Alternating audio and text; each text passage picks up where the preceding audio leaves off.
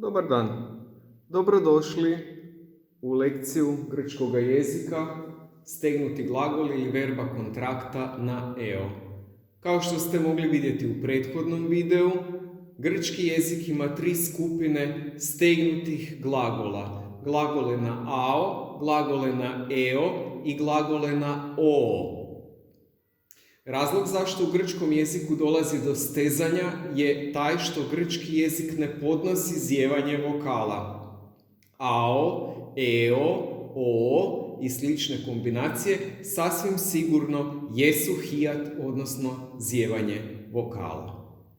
Isto kao što postoje pravila kako se a sa kraja osnove glagola steže s nastavcima koji odreda započinju vokalima, tako postoje i pravila koja određuju kako se kratko e, odnosno epsilon, steže s početnim vokalima nastavaka.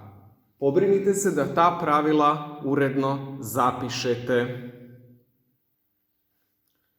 Kao što vidimo, pravila stezanja i opet su vrlo jednostavna. Epsilon i omikron daju uvijek beziznimno u, epsilon i epsilon uvijek i beziznimno ei, a epsilon plus bilo koji dugi vokal, a to uključuje naravno i diftonge, daje jednostavno taj dugi vokal, odnosno diftong, u kojega se možemo reći ovaj kratki e naprosto utopio. Pa da vidimo kako ovo izgleda na primjeru indikativa prezenta aktiva. Najčešći primjer u starogrčkim gramatikama za ovakve glagole uvijek je glagol pojeo, kojega zapravo čitamo pojo. Vidjet ćemo kasnije kako to izgleda u stezanju prvoga lica jednine indikativa prezenta aktiva. Dakle, nedvojbeno ako odbijemo prezentsku omegu za prvo lice jednine, ostaje osnova poje. To je tvorbena osnova ovoga glagola za sva lica indikativa prezenta, aktiva i medio pasiva, imperfekt aktiva i medio pasiva, imperativa prezenta, aktiva i medio pasiva i dakako infinitiva i participa. Naravno da prije provedbe samoga stezanja moramo odrediti mjesto naglaska. Ono, podsjećam, kod glagola ide maksimalno lijevo, ovisno o duljini posljednjega sloga.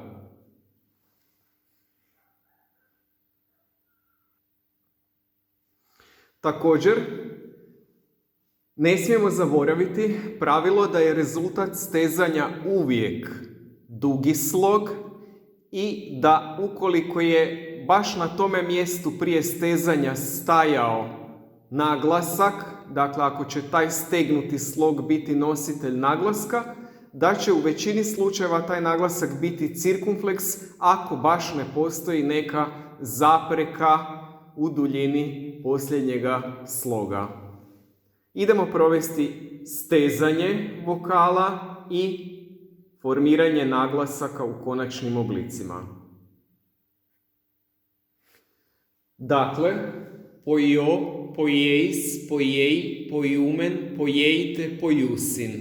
Primjećujemo da naglasak stoji svuda tamo gdje je bio i prije stezanja i budući da su rezultati stezanja uvijek dugi vokali i budući da nigdje na kraju ikojega od ovih oblika nije dugi vokal nego isključivo kratki vokali, nema razloga da na bilo kojem od ovih stegnutih slogova ne stoji cirkumfleks. Dakle, činim, činiš, čini, činimo, činite, čine. Pokušajte sada sami napisati indikativ prezenta medio pasiva, a ja ću ga također napisati za vas pa možete provjeriti rješenja.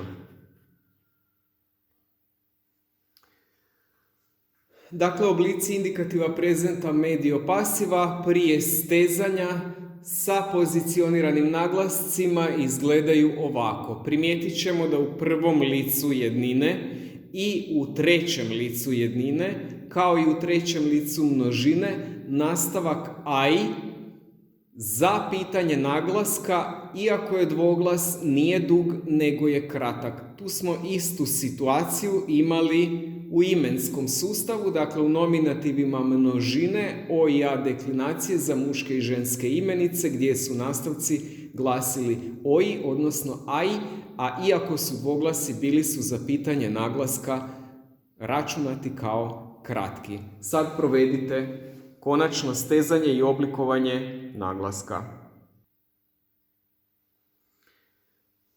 Pojumaj, poje, pojejtaj, pojumeha, pojejsthe, pojuntaj su točna rješenja.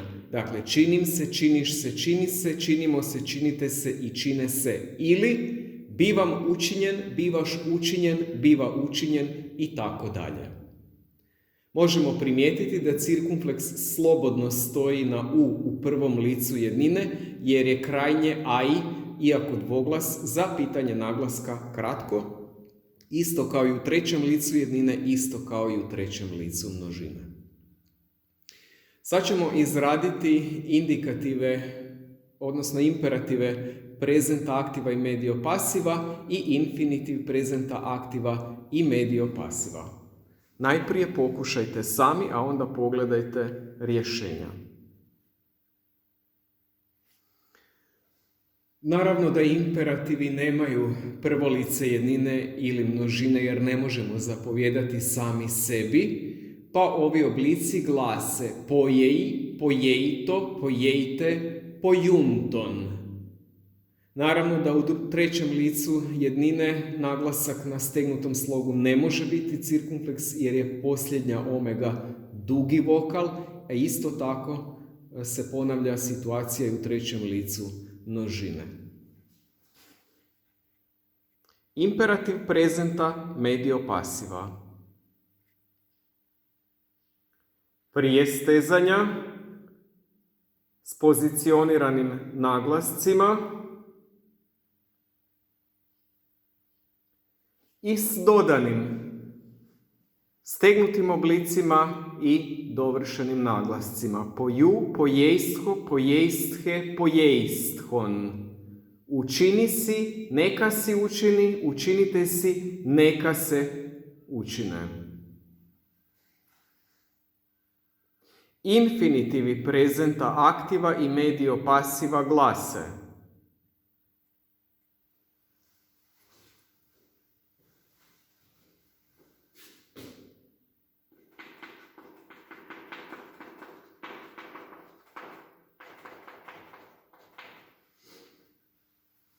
dakle, najprije infinitiv prezenta aktiva.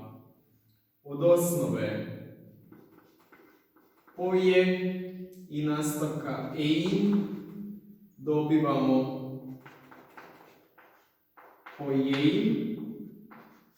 Još ćemo pozicionirati i naglasak. Prije stezanja, dakle, on može stajati najdalje na drugom od kraja, jer je ei kao dvoglas dugo. Dakle, on svakako ostaje na mjestu stezanja, to je na mjestu ovoga ei, i budući da nema nikakve zapreke, naglasak može biti cirkumfleks. Činiti ili raditi, odnosno pojej. Infinitiv prezenta medio pasiva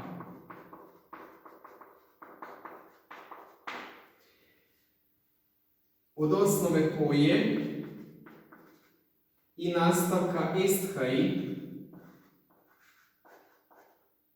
sa kratkim aj na kraju dobijemo poje esthai. Pozicioniramo naglasak, budući da je aj kratko, naglasak može biti na trećem od kraja, međutim to nam je sada svejedno, jer će u svakom slučaju u stegnutom obliku on biti na drugom od kraja, budući da su ova dva glasa ta koja se stežu. Dobivamo oblik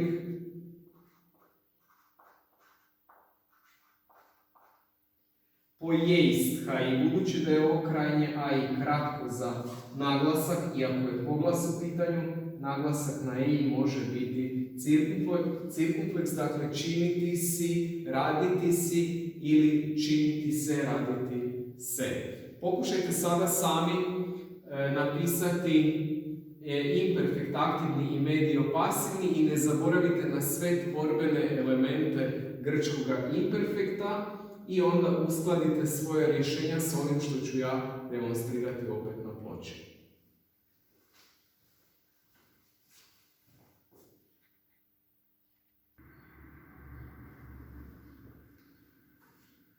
Dakle, kako stvoriti imperfekt od glagola na eo, odnosno glagola koje smatramo stegnutim glagolima na eo?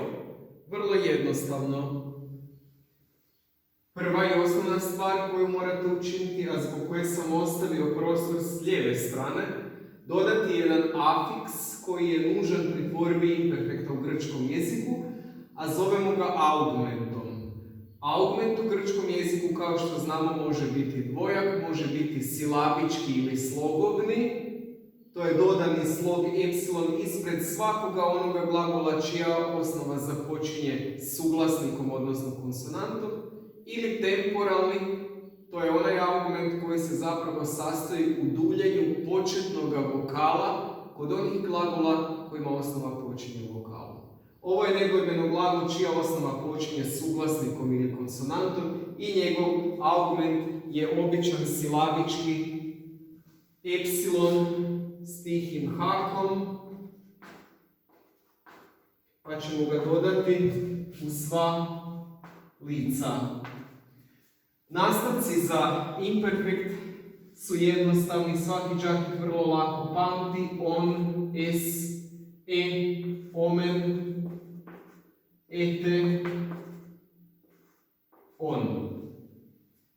Pozicioniramo naglaske prije stezanja.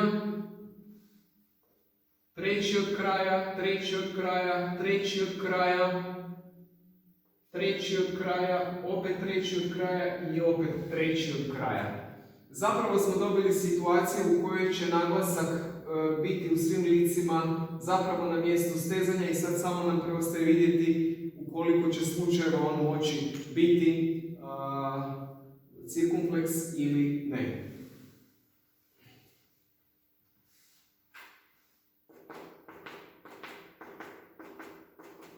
Dakle, u prvom licu epojun, u drugom epojeis, u trećem epojeji, u prvom množine epojumen, u drugom množine epojejte i u trećem množine epojun. Naglasak, dakle, stoji ovdje, ovdje, ovdje, ovdje, ovdje i ovdje. U prvoj situaciji mora biti akut jer je u dugo, u drugoj situaciji, odnosno licu, isto tako, u trećem isto tako, u prvom množine može biti cirkumfleks jer je posljednje e kratko, u drugom množine isto može biti cirkumfleks jer je zadnje e kratko i u trećem množine mora biti akut. Što se tiče indikativa imperfekta medio pasiva, svi tvorbeni procesi su zapravo identični ovima.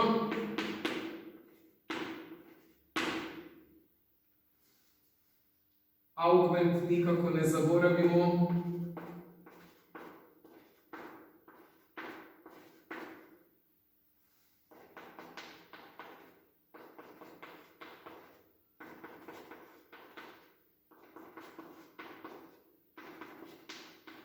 Osnova poje u svim licima. Dodajte nastavke za imperfekt. Medio pasivni, dakle omen, u, eto, ometka, esthe, onto. Dodajte naglaske prije stezanja.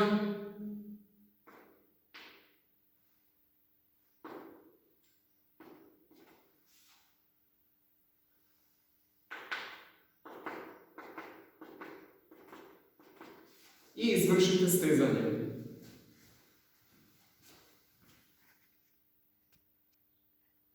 Epojumen, epoju, epojeito, epojumetha, epojeisthe, epojunto. Hvala na pažnji i pozivam vas da pogledate i stegnute glagole na o.